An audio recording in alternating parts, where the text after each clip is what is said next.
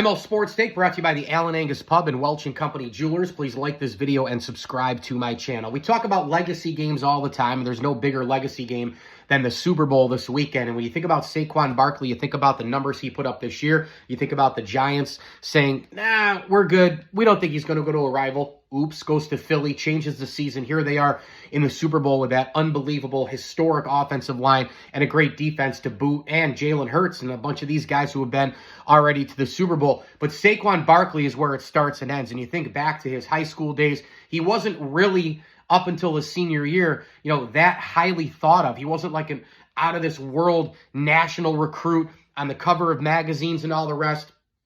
And, he had committed to Rutgers and then eventually changed and flipped to Penn State. A whiteout game kind of changed his life. And, the rest is kind of history. And it's kind of out of a comic book, so to speak. And there's a great feature piece with a bunch of people who kind of grew up with Saquon in high school and college and coaches. And, James Franklin at Penn State. And Saquon's quoted in here as well. But you got to read the feature about Saquon Barkley. And this is an ultimate legacy game. And he played so well at Penn State. He dominated so well at Penn State that he eventually became a top echelon pick in the NFL. And then the pressure really ratcheted up. I mean, it ratcheted up once he had that burst season at Penn State. Then he has the great career at Penn State, setting historical numbers. Then he's picked way, way high at the top of the draft.